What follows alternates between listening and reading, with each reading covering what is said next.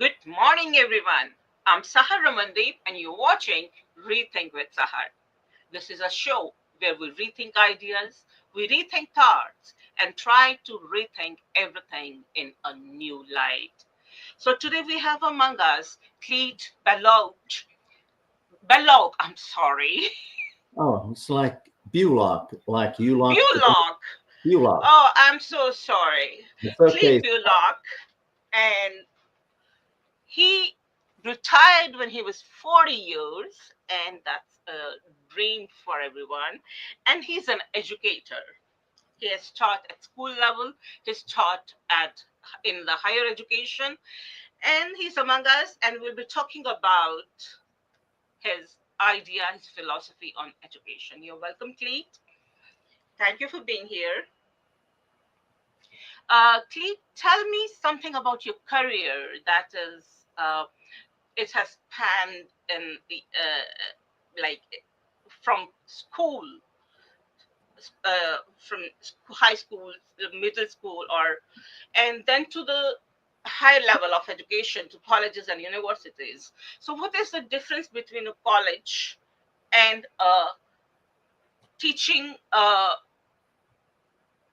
somebody who is teaching a child who is yet raw and he has not learned, sometimes they are even trying to learn to write, so maybe you have experience with that also. So what is the difference between teaching someone who already has an idea and somebody who does not have any idea at all? Well, it's all about motivation. Until Hmm. someone becomes interested in a topic, you can't teach them anything. It's something they have to want to know.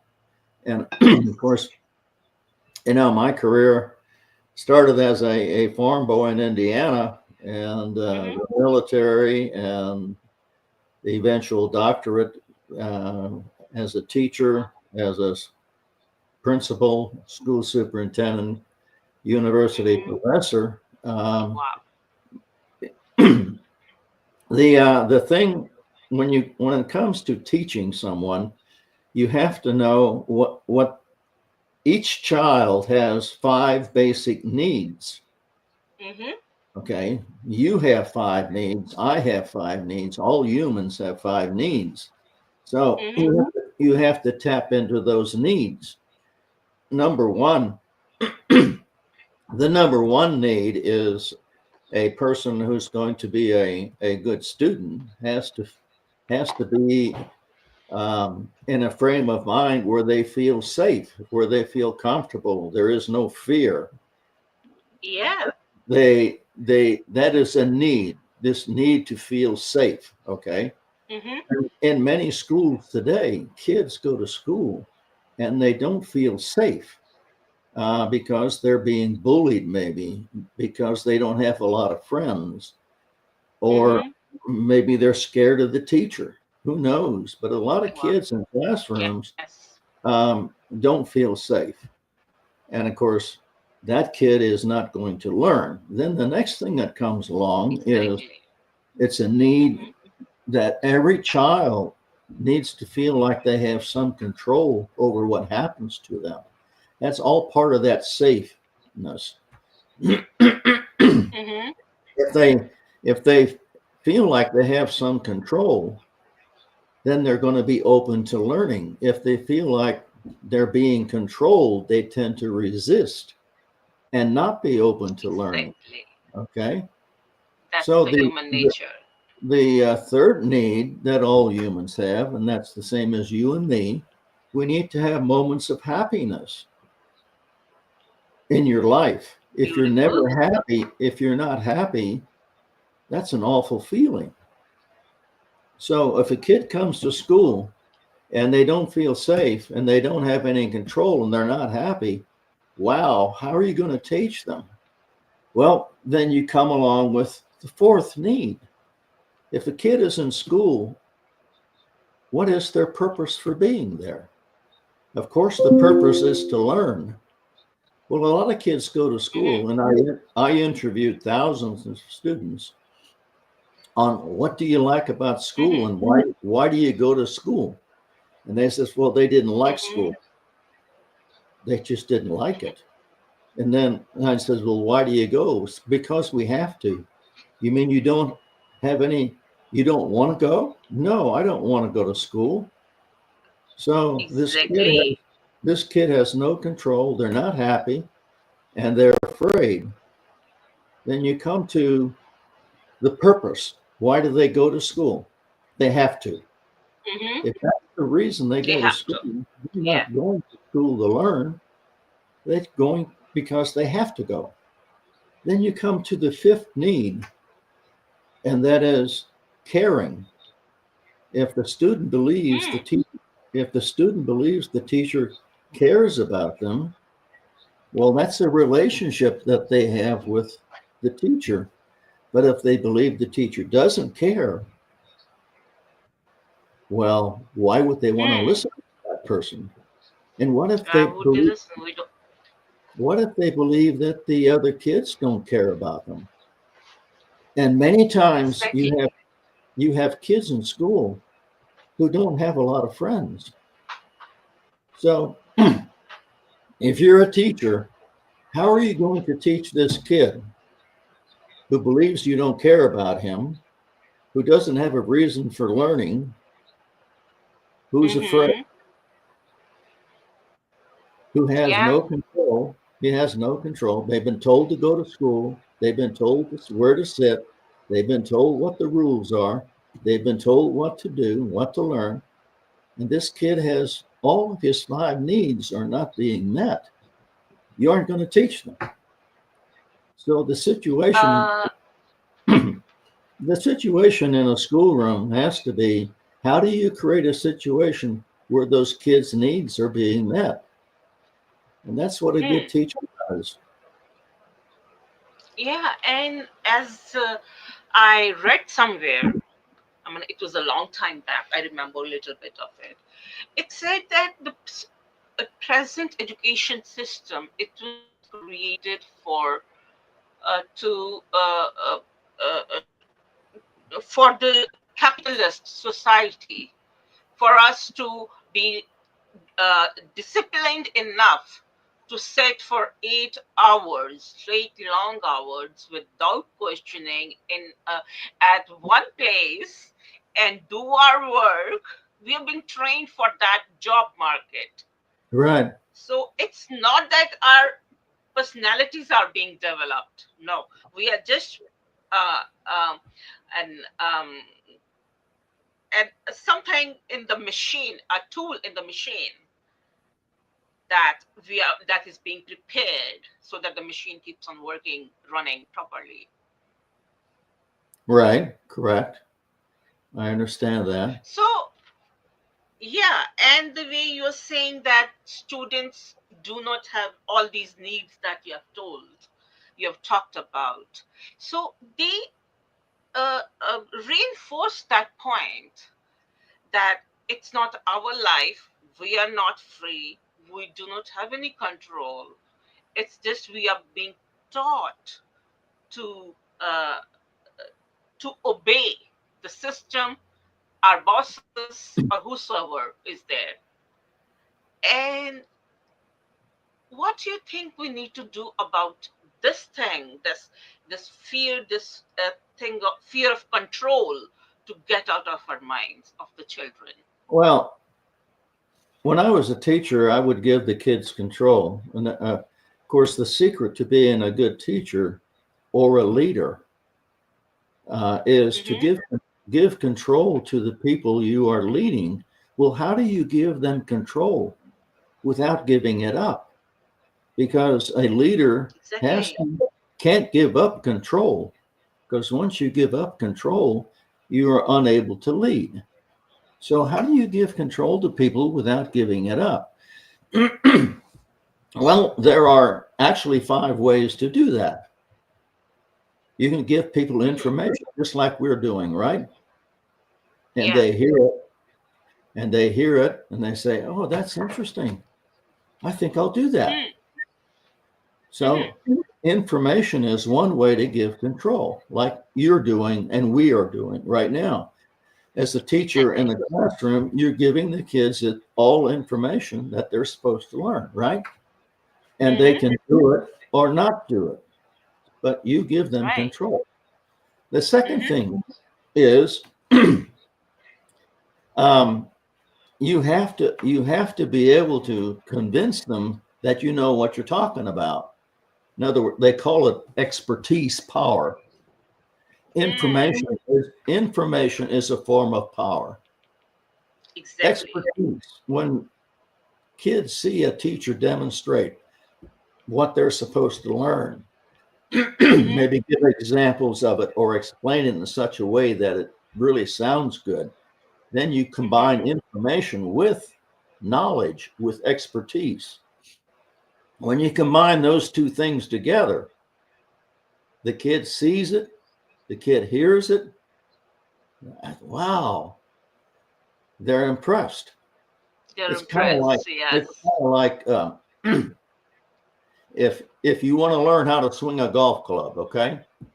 Mm-hmm. You watch this guy, he's got the perfect swing, he hits the ball and it flies out there, and you see it and you see how he did it, and you say, wow, I can do Wow. that.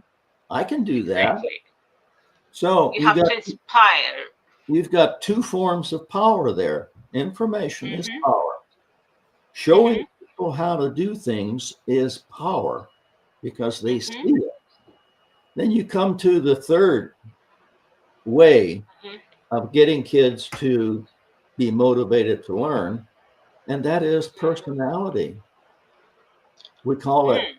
if people like you and you ask them to do something, if the Mm-hmm. kids in the classroom like the teacher, if the people you are leading in an organization or business like you, if the kids like their father and their mother, if they like them, all you got to do is ask, right?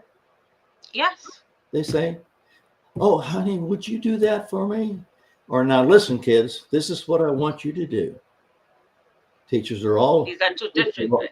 kids are all Yeah. listening. They like you, and they're going to do it. So Exactly.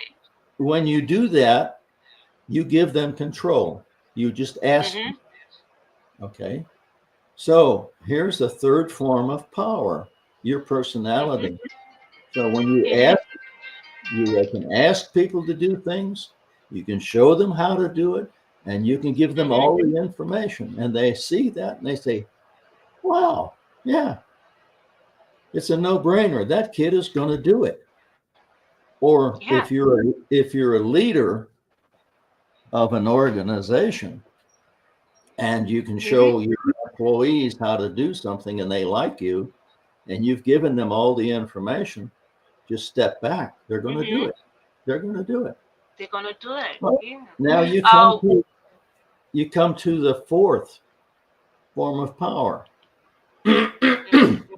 And it's one I used quite frequently with my kids as a parent. Okay. Um, when I was a school superintendent, when I was a Mm-hmm. teacher, when I was a principal, and Mm-hmm. when and in my everyday life, you stroke egos. You say, "You did such a wonderful job of doing that. How about helping me with Mm-hmm. that?" Yeah. Or, or you might say, "I was really impressed with the way you did that. Mm-hmm. I bet you can't do that again." And on with, if you want people to do something, you just stroke their ego on how well they are at doing that. Yeah.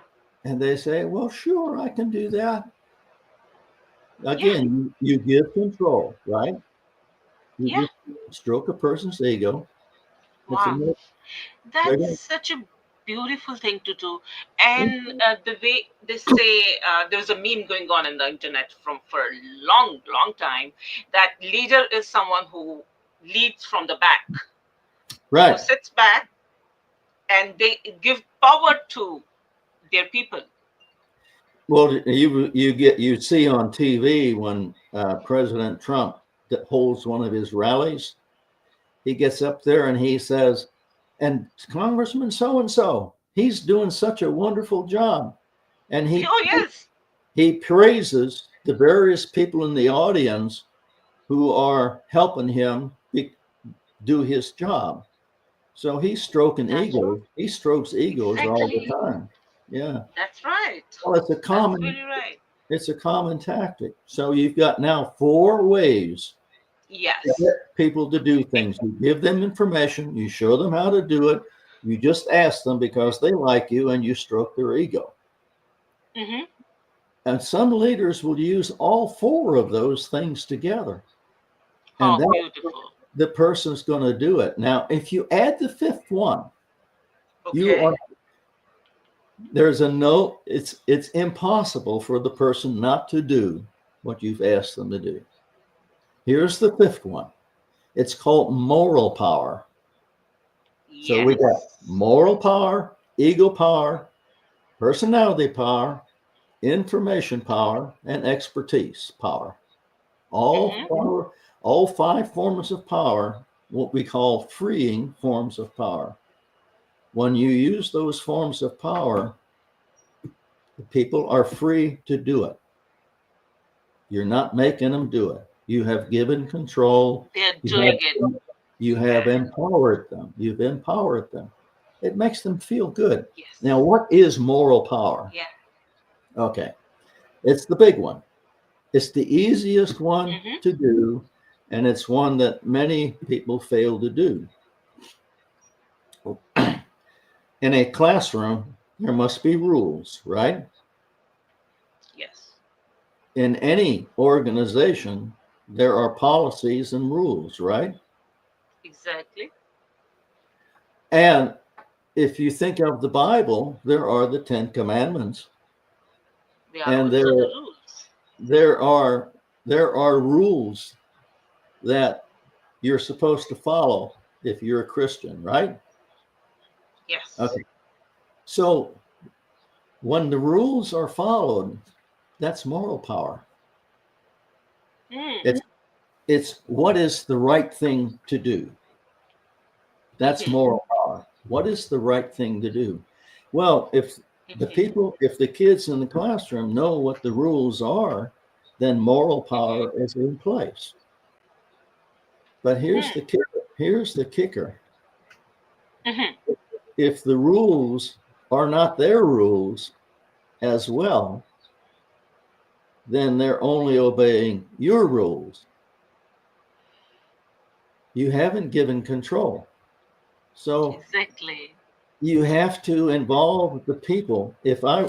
As a parent, Mm-hmm. all parents have rules, and all of you parents out there listening, Mm-hmm. what if you want to put moral power in place in your family? You have to involve everyone in setting the rules. So, what I recommend to a teacher is I give every kid in the classroom um, some 3x5 cards, maybe 3 or 4. And I Okay. say, I want you to write on each card a rule you want enforced in this classroom.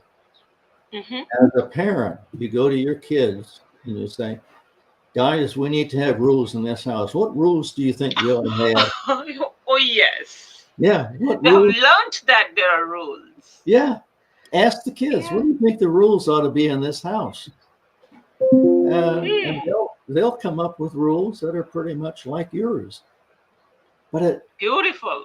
when you get the cards and you put them in the common piles to see how many rule people said this, you come up with Mm-hmm. the rules for your house. Well, when the rules are posted, it's their rules. Wow, amazing. Never thought in that way. Now here Wonderful. now oftentimes when I was a teacher and did this, there Mm-hmm. was one rule they never put in. It was turn Mm-hmm. your homework in on time. They never Okay. they wouldn't do I that. can imagine. So I just put it in, and Uh-huh. they didn't know that I put it in. But Mm-hmm. with the parents, you can put your rule in, and 9 times out of 10, Yes. the kids won't know that you put that rule in. But when the rules go up on the refrigerator or wall, they'll look Mm-hmm. at them and they'll say, "Oh my gosh, there's my rule. Those are the rules. Those are the rules I wrote. Yeah. So when they violate a rule, all you have to do is say, hey, look, I want you to look at the rule. Rule number one. You're not doing Yeah. it. They say, Exactly. oh, you're right. I'm sorry. I'll do it. So I got it. you haven't made them do it. Hmm.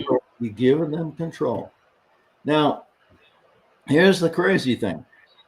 Mm-hmm. If you use these five rules and give people control with information, with expertise, with stroking their Mm-hmm. ego, with your personality asking them, and showing Mm-hmm. them the rule, the moral rule of what's the right thing to do. If that doesn't work, you have to take control back and make them do it. Because if you don't, you cease becoming the leader. Exactly. The kid becomes the leader. And you can go into Walmart on any day of the week and see kids who are controlling their parents. Kids, parents who do not have control of their kids Yeah. because when they don't do what they're supposed to do, the parents don't make them do it. So, Exactly. how does a parent make them do it when they don't do what they're supposed to do? Okay, well, here there are four ways. There are four forms Mm-hmm. of. We've talked about five forms: Of power. information, expertise, Mm-hmm. personality, ego, and moral. Five ways Exactly. to get people to do things without controlling them. You're motivating them. You are motivating your students. You're motivating your kids. As a Mm-hmm. leader, you're motivating the employees, the subordinates. When they don't do what they're supposed to do, you must take it back. And here's how you do it. You Yeah. have to, a teacher has position power. Daddy has position power, right? Mom has position power. Any leader has position power, right? Mm-hmm. Mm-hmm. Right. Well, how do they get position power? How do you get it? Their experience. No, Their no. okay. You tell me. You have to be connected to somebody. Oh yes, you have to be connected to exactly the human Right. connection that always is there. And the teachers, who is the teacher connected to for the power? Who gave them the power? It's the The people principal. The themselves that. principal. The principal Yeah. hired them. The Yeah. principal or the people who hired them is your Yeah. connection power. And Uh-huh. in that line of command, the principal is the person who gives the teacher position power. Yeah. Okay. In a household, normally mom or dad is the connection power. If Exactly. if dad has the final say, then he is connection power for mom. Mom is position power, depends on whether dad supports mom, right? Yes. Okay. Right. So if a kid misbehaves and mom says, you just wait till dad comes home, I'm going to tell him what you did. So, Yeah, that uh, big thing you heard, and you were like, "Oh my God, now yeah, what's gonna happen?" and that happens all the time in a marriage. All the time. Or, if mom has position power and dad's correcting the kid, we wait till mom comes home, I'm going to tell her.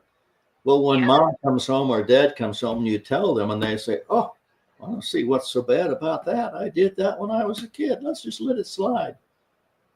What happens to the Yeah. person's connection power? It Their strengthens. connection. They weren't supported, so their position power goes down. Yeah. Yeah. So they don't have power in their position. Now, if you're a leader or a parent and you have Mm-hmm. connection power, you now Mm-hmm. have position power, and that gives you two other forms of power to use: Okay. reward and coercion. Wow. You can give a person, well, if you do that, this is will be your reward. If you want Mm-hmm. to watch TV for the rest of the week, this is what you got to do. Okay. If you want the Mm-hmm. car, this is what you got to do. If you want to go to that school function, this is what you got to do. Okay. So if the kid doesn't, you take away one of the, and now if they don't do it, you take it away. You say, okay, I'm sorry, you can't have the phone Yeah, because you didn't do what you were supposed to do. I'm sorry, but exactly. you can't go to that school function because I can't trust you. You can't have the Yeah. car. You can't do this. You can't. Hmm. So when kids don't do what they're supposed to do as a parent or as a teacher in a classroom, then you have your position power, your coercion power, your reward Hmm. power, and your connection power to make them do what they're supposed to do. Exactly. So that's how you give control to the kids, and Mm. that's how you take it back. Well, of the five basic needs, that's Hmm. how you give kids control. So Yeah, that when kids have control, they're going to tend to be happy. that's true. But not if they're afraid. No. So how do you create a classroom where kids are not afraid? Hmm. So you have to make sure there's no bullying going on. You have to make sure that kids treat each other properly, follow the rules and all that. Exactly. That's And if right. that happens, that need is being met. And now they have control. Hmm. And if they know that the teacher cares about them, well, you've just told them, what do you think the rules ought to be in this classroom? So you've shown them that you care, right? Hmm. Hmm. So you create this relationship of caring with the kids. And Beautiful. um, well, there's a number of other techniques I got for kids to care about each other. That almost Hmm. too long to go into here. Yeah. But So you talk. Uh huh. you can create create groups in your classroom and Hmm. give the groups an assignment to discuss as a group. So you get the kids Mm. working together and they begin knowing that they care about each other. So when kids work together, you create this caringness. So and then they know that you care. Now Yes. the purpose is the big one. How do you make kids get motivated about wanting to learn? Well, I would say I'd have each kid. Hmm. I want to know who your what who is your role model in life? Who in your life Yes. is it that you really admire? Hmm. I want you to give me the name of the one person that you've met or seen on TV or like that you really admire and like and respect. Who is your role model? Hmm. I want to know who that is. So I'm going to give you a 3x5 card. I want put your name on it and your role model. Okay. Okay. So you have the role model of all these kids. So when a kid misbehaves, you can say, you know, that role model you talked about, do you think he would do that or she would do that? So you kind of instill in them a reason for why learning is important. If they want Important. to be successful like their role And model, then they have to yeah, learn all these things that you're trying to teach them. give them a reason to do Right. what they're doing. Yeah. So, you know, you can also, when you do that, your role model, when you ask them about your role model, you can put down for me what you plan in your, when you grow up as an adult, what kind of job do you see yourself doing? So Hmm. you're trying to get them to think ahead, to plan for what they want to be in life. And then you got this hook about, you know, these are things you have to know to get there. Hmm. So you try to give them a reason for learning. Anyway, um, where do you want? And How much time do we have left? It doesn't matter, it's our own time, but usually we do 30 minutes and it's already 30 minutes. Yeah. I would like to ask you, you have a book in which you write all these things, right? Yes, there are two books. Okay, They're both available on Amazon. You can just go in beautiful. there and put in my name, the author, and the books will pop up. Very good. And do you have a website where our audience can reach you, A read website? about you? A website, yes. Yeah, Would you like yeah. to tell us about that? It's www.west, WESTGA, West Georgia, West GA. Uh-huh. Oh, let me, I'm have memory problems here. Let me look at it. That's okay. Um, I just want our audience to be able to reach you. westga.edu Uh-huh. front slash, and in the Uh-huh. upper left hand corner of the computer is a thing called a tilde, a little squiggly, Uh-huh. Uh-huh. and then you put in my name, C as in cat, B as in boy, ULACH. All right. www.westga.edu front slash tilde C Bulach. Mm-hmm. That's my See, web. Bulach. Yeah, that's my Okay. website. You'll find That's lots of, beautiful. there's a number of And manuscripts on there. mm-hmm. Well, And talking to you have been so enlightening today. well, Like looking at childhood from a new angle, looking at education from a new angle. mhm, All of us, the things that you said, they are so true. As a kid, even I remember myself. We used to go like we go because we have to go. mhm, There was no more other motivation behind it. mhm, But then I remember I did something wrong, and my dad said, "Today you're not going to school." And that's the day when I realized why I go to school.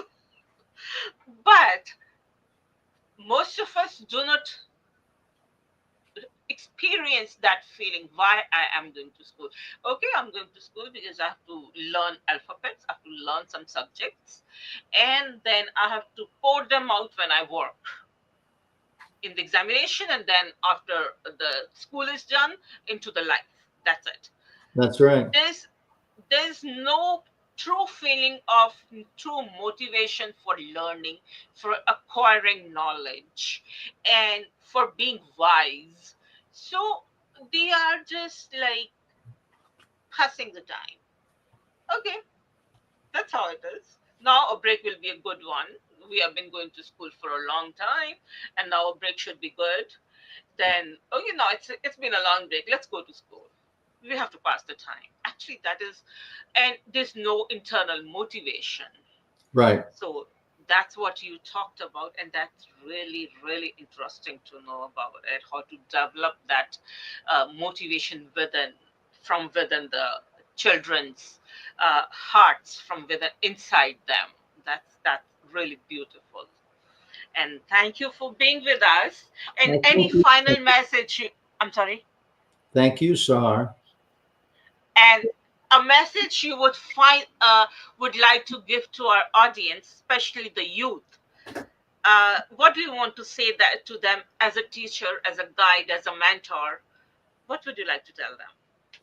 Well, if you don't have a plan of what you want to do with your life, of any kind of Hmm. plan, then you aren't going to get anywhere because you have to have a purpose in life. You have to have a Exactly. purpose. That's And so well said. and as you go through life, um, showing other people that you care about them is probably one of the most important things you can do. Hmm. Um, because what it shows is when you show others that you care about them, then it's not all about you. You've heard this song about I want to talk about me. I want to talk about me. Well, being self-serving and coming off as someone who's self-serving is a turnoff to almost everyone you will ever meet. Exactly. Whereas That's if you right. come across as someone who cares about others, then you're there to serve them as well. So Hmm. as a teacher and as a human being, conveying that you are there to serve others and not just self shows that you care. And that's very important That's, in life. yeah, that's the most important thing, I guess. And Yeah. thank you so much, Clete, for being here today. And thank you for sharing so much of your wisdom. And friends, I'll see you next week, same time, 11 a.m. Saturday EST. 11 a.m. EST Saturday. So till then, good luck. Thank Thank you. you, Sahar.